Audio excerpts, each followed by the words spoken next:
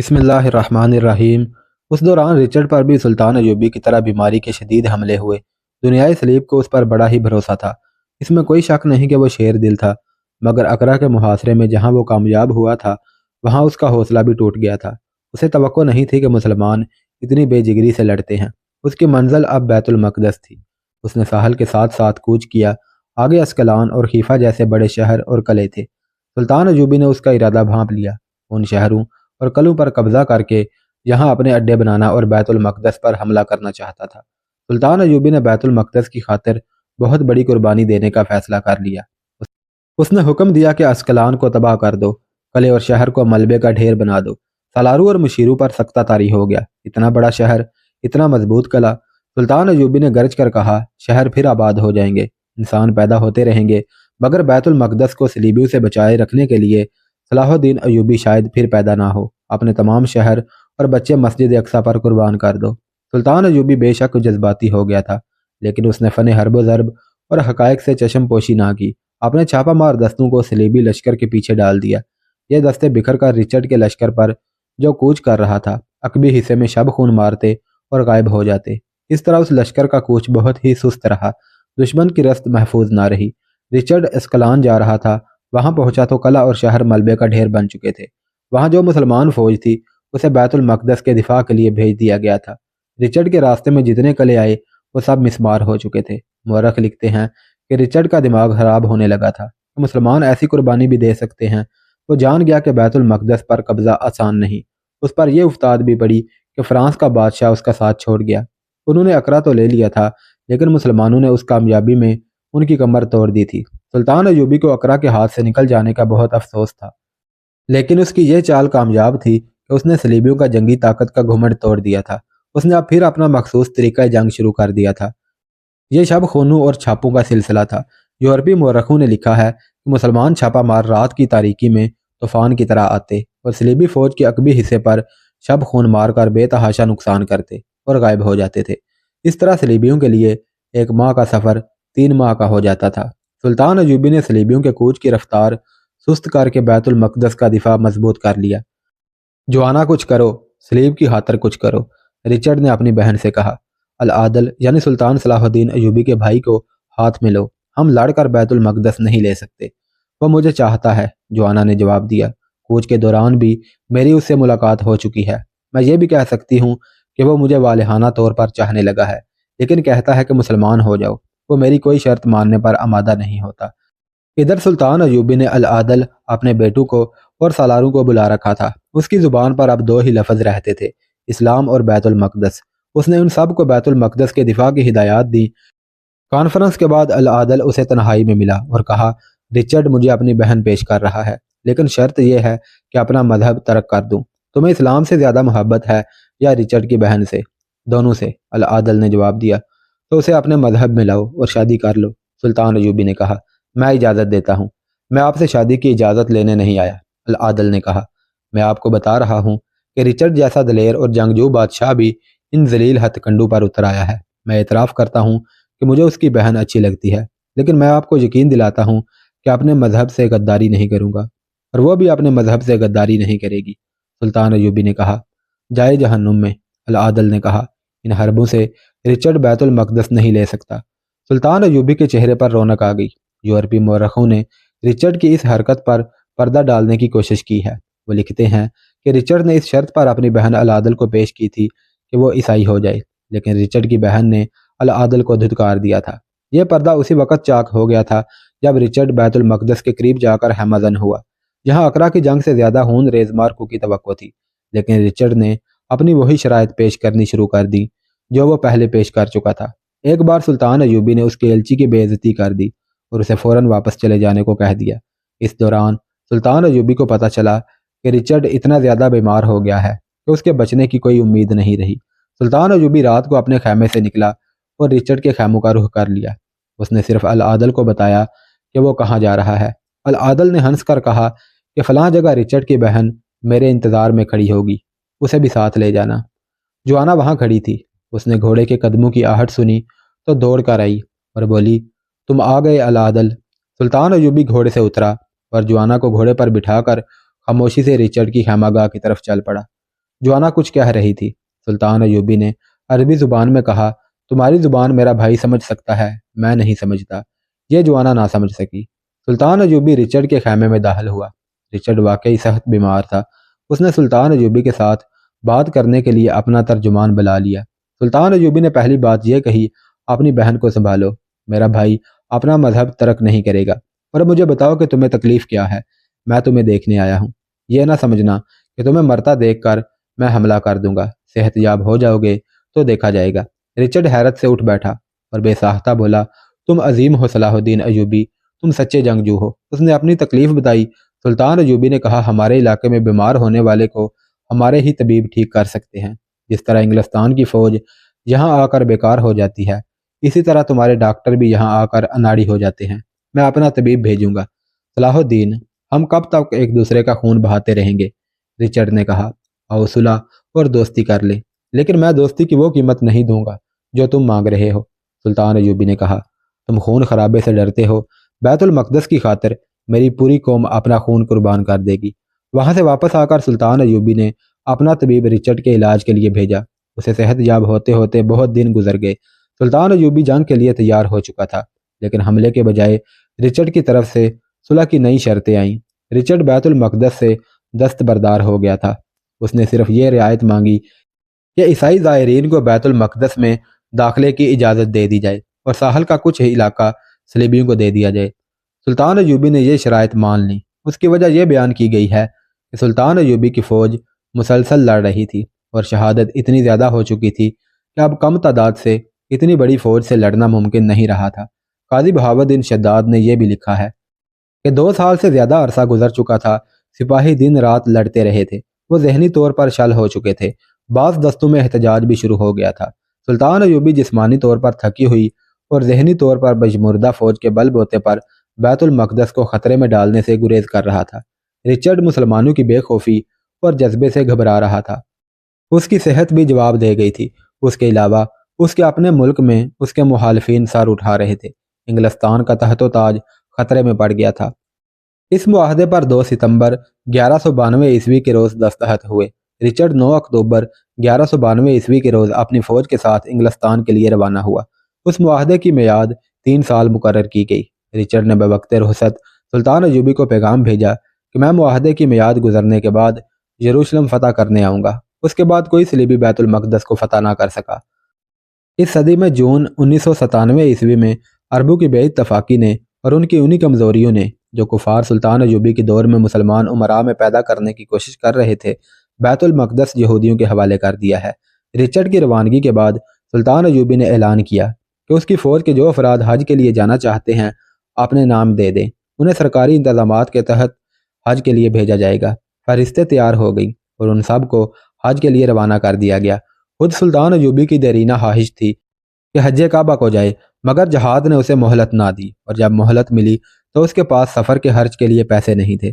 اسے سرکاری خزانے سے پیسے پیش کیے گئے، جو اس نے یہ کہہ کر قبول نہ کیے کہ یہ خزانہ میرا ذاتی نہیں۔ اس نے اپنے آپ کو حج کی سعادت سے محروم کر دیا، سرکاری خزانے سے ایک پیسہ نہ لیا۔ مصری واقعہ نگار محمد فرید ابو حدید لکھتا ہے کہ وفات کے وقت سلطان ایوبی کی کل دولت 47 درہم چاندی کی اور 1 ٹکڑا سونے کا تھا۔ اس کا ذاتی مکان بھی نہیں تھا۔ سلطان صلاح الدین ایوبی 4 نومبر 1192 عیسوی کے روز بیت المقدس سے دمشق پہنچا۔ اس کے 4 ماہ بعد سلطان حالق حقیقی سے جا ملا۔ دمشق پہنچنے سے وفات تک کا آنکھوں دیکھا حال قاضی بہاؤالدین شداد کے الفاظ میں پیش کیا جاتا ہے۔ اس کے بچے دمشق میں تھے، اس نے سستانے کے لیے اسی شہر کو پسند کیا۔ اس کے بچے اسے دیکھ کر تو خوش ہوئے ہی تھے۔ دمشق اور گرد و نواح کے لوگ اپنے فاتح سلطان کو دیکھنے کے لیے ہجوم در ہجوم آ گئے۔ سلطان صلاح الدین ایوبی نے اپنی قوم کی یہ بے تابانہ عقیدت مندی دیکھی تو اگلے ہی روز 5 نومبر بروز جمعرات دربار عام منعقد کیا، جس میں سلطان کو ملنے اور اگر کسی کو کوئی شکایت ہو تو بیان کرنے کی ہر کسی کو اجازت تھی۔ مرد، عورتیں، بوڑھے، بچے، امیر، غریب، حاکم اور عوام سلطان صلاح الدین ایوبی سے ملنے جمع ہو گئے۔ شاعروں نے اس تقریب میں سلطان ایوبی کی شان میں نظمیں سنائیں۔ سلطان صلاح الدین ایوبی کو مسلسل جہاد اور سلطنت کی مصروفیات نے نہ دن کو کبھی چین لینے دیا، نہ راتوں کو اطمینان کی نیند سونے دیا تھا۔ وہ جسمانی طور پر بھی نڈھال ہو چکا تھا اور ذہنی طور پر بھی تھکے ہوئے اعصاب کو تازہ دم کرنے کے لیے اس نے دمشق کے علاقوں میں ہرنوں یعنی غزال کے شکار کو شغل بنا لیا۔ وہ اپنے بھائیوں اور بچوں کے ساتھ شکار کھیلا کرتا تھا۔ اس کا ارادہ تھا کہ کچھ روز آرام کر کے مصر چلا جائے گا، مگر دمشق میں بھی سرکاری کاموں نے اس کا پیچھا نہ چھوڑا۔ میں اس وقت بیت المقدس میں وزیر تھا۔ ایک روز دمشق سے مجھے سلطان صلاح الدین ایوبی کا خط ملا۔ اس نے مجھے دمشق میں بلایا تھا۔ میں فوراً روانہ ہونے لگا، مگر مسلسل موسلا دھار بارشوں نے راستوں کو دلدل بنا دیا تھا۔ اس قدر کیچڑ اور اتنی بارش میں 19 روز بعد بیت المقدس سے نکل سکا۔ میں 23 محرم الحرام بروز جمعہ وہاں سے روانہ ہوا اور 12 صفر بروز منگل دمشق پہنچا۔ اس وقت سلطان صلاح الدین ایوبی کے ملاقات کے کمرے میں امراء اور دیگر حکام سلطان ایوبی کا انتظار کر رہے تھے۔ سلطان ایوبی کو میری آمد کی اطلاع دی گئی۔ اس نے مجھے فوراً اپنے خاص کمرے میں بلا لیا۔ میں جب اس کے سامنے گیا تو وہ بازو پھیلا کر اٹھا اور مجھ سے بغلگیر ہو گیا۔ میں نے اس کے چہرے پر ایسا اطمینان اور سکون کبھی نہیں دیکھا تھا۔ اس کی آنکھوں میں آنسو تیرنے لگے۔ اگلے روز اس نے مجھے بلایا۔ اس کے خاص کمرے میں پہنچا تو اس نے مجھ سے پوچھا کہ ملاقات کے کمرے میں کون لوگ بیٹھے ہیں۔ میں نے اسے بتایا کہ اس کا بیٹا الملک الفضل، چند ایک امراء اور بہت سے دوسرے لوگ آپ کی ملاقات کے لیے بیٹھے ہیں۔ اس نے جمال الدین اقبال سے کہا کہ ان لوگوں سے میری طرف سے معذرت کر کے کہہ دو کہ آج میں کسی سے نہیں مل سکوں گا۔ اس نے میرے ساتھ کچھ ضروری باتیں کی اور میں چلا آیا۔ دوسرے دن اس نے مجھے علیہ صبح بلا لیا۔ میں گیا تو وہ اپنے باغیچے میں بیٹھا اپنے بچوں کے ساتھ کھیل رہا تھا۔ اس نے پوچھا کہ ملاقات کے کمرے میں کوئی ملاقاتی ہے۔ اسے بتایا گیا کہ فرنگیوں کے ایلچی آئے بیٹھے ہیں۔ سلطان ایوبی نے کہا کہ فرنگی ایلچیوں کو یہیں بھیج دو۔ اس کے بچے وہاں سے چلے گئے۔ اس کا سب سے چھوٹا بچہ امیر ابو بکر، جس سے سلطان ایوبی کو بہت پیار تھا، وہیں رہا۔ جب فرنگی آئے تو بچے نے ان کے بغیر داڑھیوں کے چہرے اور ان کا لباس دیکھا تو بچہ ڈر کر رونے لگا۔ بچے نے بغیر داڑھی کے کبھی کوئی انسان نہیں دیکھا تھا۔ سلطان ایوبی نے فرنگیوں سے معذرت کی کہ ان کے حلیوں کو دیکھ کر بچہ رو پڑا ہے، مگر سلطان نے بچے کو اندر بھیجنے کی بجائے فرنگیوں سے کہا کہ وہ آج ان سے نہیں مل سکے گا۔ اس نے انہیں بغیر بات چیت کیے رخصت کر دیا۔ ان کے جانے کے بعد اس نے کہا جو کچھ پکا ہے لے آؤ۔ اس کے آگے ہلکی پھلکی غذا رکھی گئی جس میں کھیر بھی تھی۔ اس نے بہت تھوڑا کھایا۔ میں نے محسوس کیا جیسے اس کی بھوک مر چکی ہو۔ میں نے اس کے ساتھ کھانا کھایا۔ اس نے بتایا کہ وہ ملاقاتیں کم کر رہا ہے کیونکہ وہ بد ہضمی اور کمزوری محسوس کرتا ہے۔ کھانے کے بعد اس نے مجھ سے پوچھا حاجی واپس آ گئے ہیں؟ میں نے اسے بتایا کہ راستے میں کیچڑ زیادہ ہے، شاید کل تک حاجی آ جائیں۔ سلطان نے کہا ہم ان کے استقبال کے لیے جائیں گے۔ یہ کہہ کر اس نے ایک حاکم کو بلا کر حکم دیا کہ حاجی آ رہے ہیں اور راستے میں کیچڑ اور پانی ہے، فوراً آدمیوں کو بھیجو اور جس راستے سے حاجی آ رہے ہیں اس راستے سے کیچڑ اور پانی صاف کر دو۔ میں اسے اجازت لے کر چلا آیا۔ میں دیکھ رہا تھا کہ اس کا جوش و خروش اور اس کی مستعدی ماند پڑ گئی تھی۔ دوسرے دن وہ گھوڑے پر سوار ہو کر حاجیوں کے استقبال کے لیے نکلا۔ میں بھی گھوڑے پر سوار ہو کر اس کے پیچھے گیا۔ اس کا بیٹا الملک الفضل بھی آ گیا۔ لوگوں میں جنگل کی آگ کی طرح یہ خبر پھیل گئی کہ سلطان باہر آیا ہے۔ لوگ کام کاج چھوڑ کر اٹھ دوڑے۔ وہ اپنے فاتح سلطان کو قریب سے دیکھنا اور اس سے ہاتھ بھی ملانا چاہتے تھے۔ جب سلطان عقیدت مندوں کے اس بے صبر اور بے قابو ہجوم میں گر گیا تو اس کے بیٹے الملک الفضل نے گھبراہٹ کے عالم میں مجھے کہا کہ سلطان نے سواری والا لباس نہیں پہن رکھا، یہ زیرہ بختر کی قسم کا لباس ہوا کرتا تھا۔ سلطان صلاح الدین ایوبی اس لباس کے بغیر کبھی باہر نہیں نکلا تھا۔ ہمیں پریشانی ہوئی۔ سلطان کے ساتھ باڈی گارڈ بھی نہیں تھے۔ مجھ سے نہ رہا گیا۔ سلطان ایوبی پر اس سے پہلے قاتلانہ حملے ہو چکے تھے، اب بھی حملہ ہو سکتا تھا۔ میں ہجوم کو چیرتا ہوا سلطان تک پہنچا اور اسے کہا کہ آپ اپنے محسوس لباس میں نہیں ہیں۔ وہ اس طرح چونکا جیسے نیند سے جگا دیا گیا ہو۔ اس نے کہا میرا لباس یہیں لایا جائے، مگر وہاں کوئی بھی نہیں تھا جو اسے لباس لا دیتا۔ مجھے کچھ زیادہ ہی خطرہ محسوس ہونے لگا۔ مجھے ایسا محسوس ہونے لگا جیسے کوئی حادثہ ہونے والا ہو۔ میں نے اسے کہا کہ میں یہاں کے راستوں سے واقف نہیں، کیا کوئی ایسا راستہ ہے جہاں لوگ کم ہوں اور آپ واپس جا سکے؟ اس نے کہا کہ ایک راستہ ہے۔ اس نے گھوڑا اس رخ کو موڑ لیا۔ لوگوں کا ہجوم بے پناہ تھا۔ سلطان صلاح الدین ایوبی نے گھوڑا باغوں کے درمیانی راستے پر ڈال دیا۔ میں اور الملک الفضل اس کے ساتھ تھے۔ میرا دل بوجھل تھا۔ میں اس کی جان کو بھی خطرے میں محسوس کر رہا تھا اور اس کی صحت کو بھی۔ ہم المبینہ کے چشمے سے ہوتے ہوئے قلعے میں داخل ہوئے۔ جمعہ کی شام سلطان ایوبی نے غیر معمولی کمزوری محسوس کی۔ آدھی رات سے ذرا پہلے اسے بخار ہو گیا۔ جسم کے اندر زیادہ تھا، باہر کم لگتا تھا۔ صبح 21 فروری 1193 عیسوی وہ نکاہت سے ڈھال ہو چکا تھا۔ جسم کو ہاتھ لگانے سے حرارت کم لگتی تھی۔ میں اسے دیکھنے گیا۔ اس کا بیٹا الملک الفضل اس کے پاس تھا۔ سلطان نے بتایا کہ اس نے رات بڑی تکلیف میں گزاری ہے۔ اس نے ادھر ادھر کی باتیں شروع کر دی۔ ہم نے گپ شپ میں ان کا ساتھ دیا۔ اس سے اس کی مزاج شگفتگی بحال ہو گئی۔ دن کے دوسرے پہر تک وہ خاصا بہتر ہو گیا۔ ہم وہاں سے اٹھنے لگے تو اس نے کہا کہ الملک الفضل کے ساتھ کھانا کھا کر جائیں۔ میرے ساتھ قاضی الفضل بھی تھا۔ وہ کسی اور کے ہاں کھانا کھانے کا عادی نہ تھا۔ وہ معذرت کر کے چلا گیا۔ میں کھانے کے کمرے میں چلا گیا۔ صلاح الدین ایوبی سے رخصت ہوتے ہوئے مجھے یوں لگا جیسے میں اپنا دل سلطان ایوبی کے پاس چھوڑ چلا ہوں۔ کھانے کے کمرے میں گیا۔ دسترخوان بچ چکا تھا۔ بہت سے افراد بیٹھے تھے۔ الملک الفضل اپنے باپ کی جگہ بیٹھا تھا۔ بے شک الفضل صلاح الدین ایوبی کا بیٹا تھا، لیکن سلطان کی جگہ بیٹے کو بیٹھا دیکھ کر بہت دکھ ہوا۔ کھانے پر جو لوگ بیٹھے تھے ان کی بھی جذباتی حالت میری جیسی تھی۔ ان میں سے بعض کے تو آنسو نکل آئے۔ اس روز کے بعد سلطان ایوبی کی صحت بگڑتی چلی گئی۔ میں اور قاضی الفضل روزانہ کئی بار اس کے کمرے میں جاتے تھے جہاں سلطان صلاح الدین ایوبی بیمار پڑا تھا۔ اسے تکلیف میں ذرا سا بھی افاقہ ہوتا تو ہمارے ساتھ باتیں کرتا تھا، ورنہ اکثر یوں ہوتا کہ وہ آنکھیں بند کیے پڑا رہتا اور ہم اسے دیکھتے رہتے۔ اس کی جان کے لیے سب سے بڑا خطرہ یہ تھا کہ اس کا طبیب خاص غیر حاضر تھا۔ قاضی بہاؤالدین شداد نے یہ نہیں لکھا کہ طبیب خاص کہاں چلا گیا تھا۔ سلطان کا علاج 4 طبیب مل کر رہے تھے، مگر مرض بڑھتا جا رہا تھا۔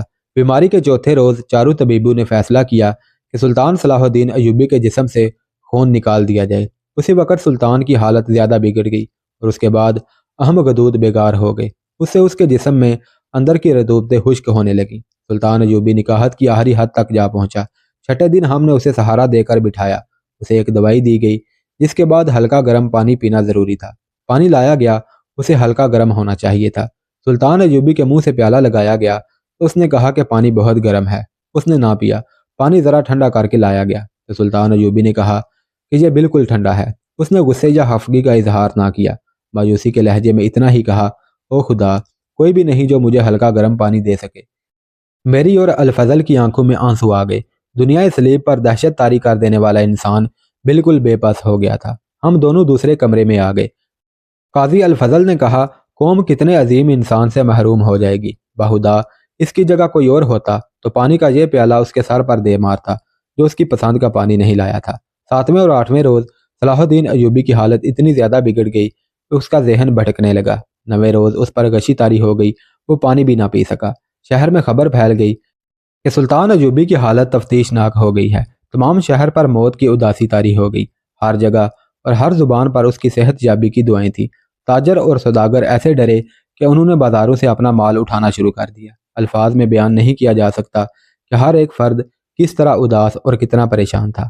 میں اور قاضی الفضل رات کا پہلا پہر سلطان ایوبی کے پاس رہتے اور اسے دیکھتے رہتے تھے۔ وہ بول اور دیکھ نہیں سکتا تھا۔ باقی رات ہم باہر کھڑے رہتے۔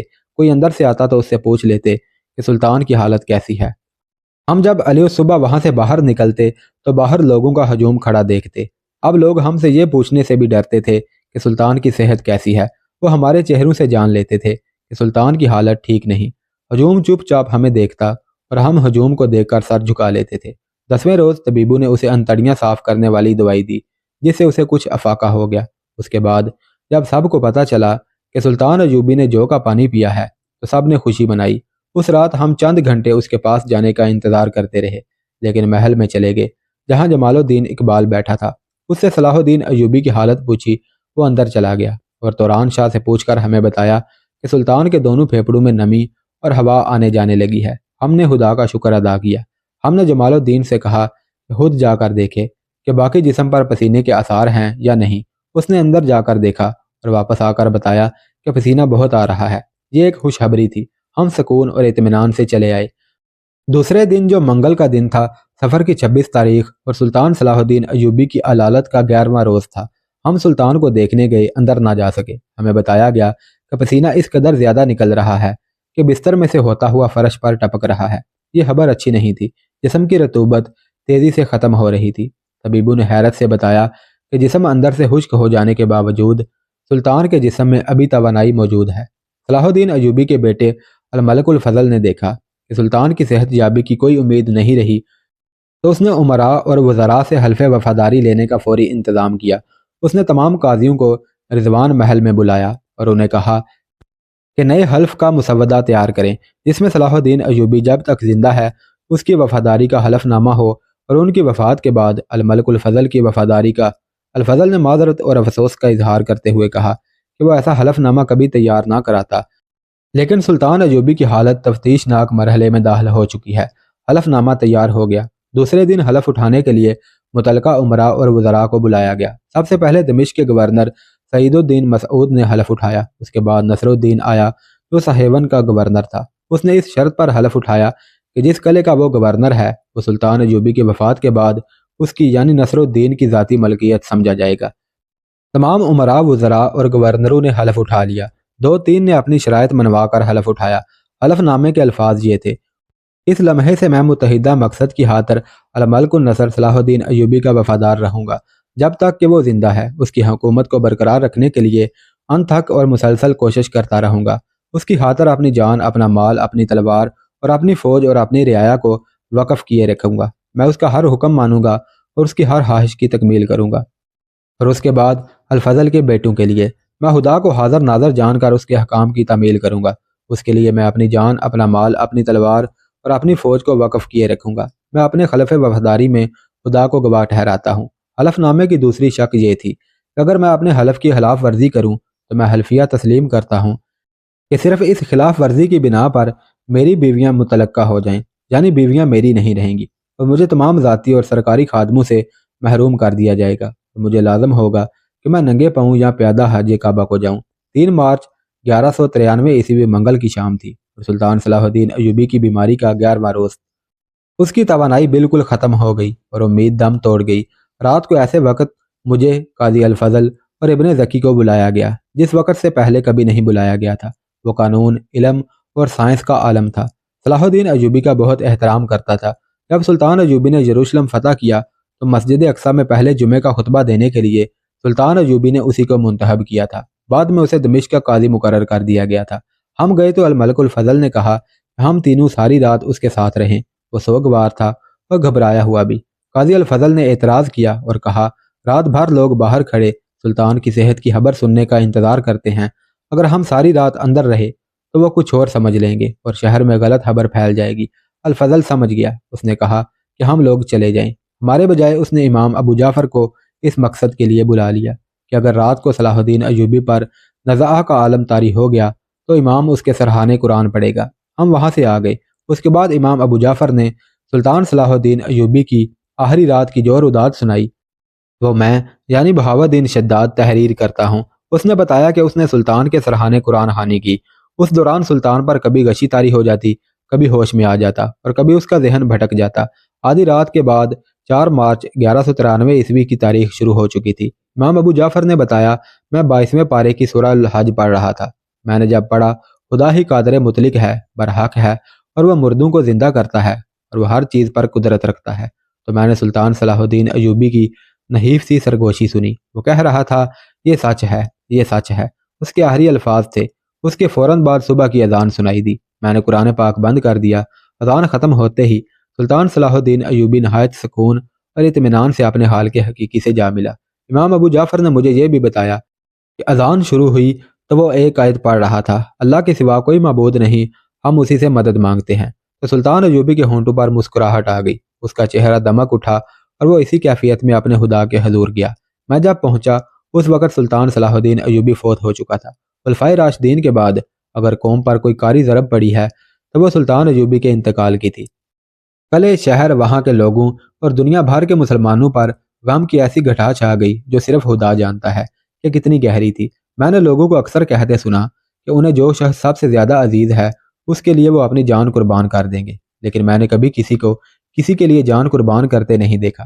البتہ میں قسم کھا کر کہتا ہوں کہ سلطان ایوبی کی زندگی کی آخری رات ہم میں سے کوئی پوچھتا کہ سلطان ایوبی کی جگہ کون مرنے کو تیار ہیں تو ہم میں سے بہت سے لوگ اپنی جانیں قربان کر کے سلطان ایوبی کو زندہ رکھتے۔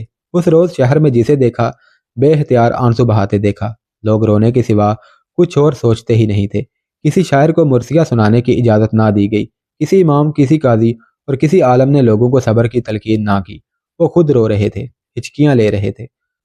صلاح الدین ایوبی کے بچے روتے چیختے گلیوں میں نکل گئے۔ انہیں روتا دیکھ کر لوگ دھاڑے مار مار کر روتے تھے۔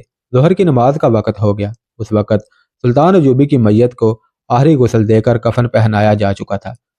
غسل عدالت کے ایک اہلکار الرولائی نے دیا تھا۔ غسل کے لیے مجھے کہا گیا تھا، مگر میرا دل اتنا مضبوط نہ تھا، میں نے انکار کر دیا۔ میت باہر لا کر رکھی گئی۔ جنازے پر جو کپڑا ڈالا گیا وہ قاضی الفضل نے دیا تھا۔ جب جنازہ لوگوں کے سامنے رکھا گیا تو مردوں کی دھاڑوں اور عورتوں کی چیخوں سے آسمان کا جگر چاک ہونے لگا۔ دمشق کی عورتوں کے بیان سنے نہیں جاتے تھے۔ قاضی محی الدین ابن ذکی نے نماز جنازہ پڑھائی۔ میں کچھ نہیں بتا سکتا کہ جنازے میں کتنے لوگ تھے، البتہ یہ بتا سکتا ہوں کہ سب نماز جنازہ میں کھڑے تھے، مگر نماز پڑھنے کے بجائے سب ہچکیاں لے رہے تھے اور بعض بے قابو ہو کر دھاڑے مار اٹھتے تھے۔ ارد گرد عورتوں کا بے انداز ہجوم بیان کر رہا تھا۔ نماز جنازہ کے بعد میت باغیچے کے اس مکان میں رکھی گئی جہاں مرحوم نے علالت کے دن گزارے تھے۔ عصر سے کچھ دیر پہلے سلطان ایوبی کو قبر میں اتار دیا گیا۔ لوگ گھروں کو واپس گئے تو یوں لگتا تھا جیسے لاشوں کا ہجوم چلا جا رہا ہو۔ میں اپنے ساتھیوں کے ساتھ قبر پر قرآن خوانی کرتا رہا۔ بہاؤالدین شداد نے یہ یادداشتیں خلیفہ کی اجازت سے قلم بند کی ہیں اور اس تحریر کو الملک النصر ابو ظفر یوسف ابن نجم ایوب صلاح الدین ایوبی کی وفات پر ختم کیا ہے۔ خدا اس پر رحمت فرمائے۔ اس تحریر سے میرا مقصد خدا کی خوشنودی ہے اور میرا مقصود یہ بھی ہے کہ اسے یاد رکھو جو نیک تھا اور صرف نیکی پر دھیان رکھو۔ ان یادداشتوں کے بعد یہ بتانا بھی ضروری ہے کہ سلطان ایوبی کی ایک خواہش یہ تھی کہ فلسطین کو صلیبیوں سے پاک کریں۔ اس کی یہ خواہش پوری ہو گئی۔ اس کی دوسری خواہش یہ تھی کہ فتح فلسطین کے فرائضے کے بعد فریضہ حج ادا کرے، مگر اس کی یہ خواہش پوری نہ ہو سکی۔ اس کی وجہ بیماری نہیں تھی، بلکہ یہ کہ اس کے پاس اتنے پیسے نہیں تھے۔ اس کی ذاتی جیب خالی تھی۔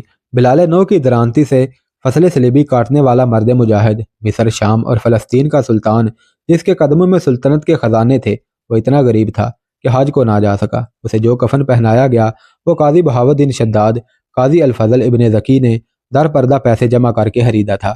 آج فلسطین صلاح الدین ایوبی کا ماتم اسی طرح کر رہا ہے۔ اس طرح 4 مارچ 1193 عیسوی کے روز دمشق کی بیٹیوں نے بیان کیے تھے۔ ضرورت اس امر کی ہے کہ سلطان صلاح الدین ایوبی رحمۃ اللہ علیہ کی طرح ہم اپنے اندر وہ ایمان، تقوی، جرت پیدا کریں کہ ہم کٹ تو جائیں لیکن جھک نہ سکیں۔ اللہ تعالی ہمارا خاتمہ بالخیر ایمان پر کرے اور ہمیں غزوہ الہند کے مجاہدین میں شامل فرمائے۔ آمین۔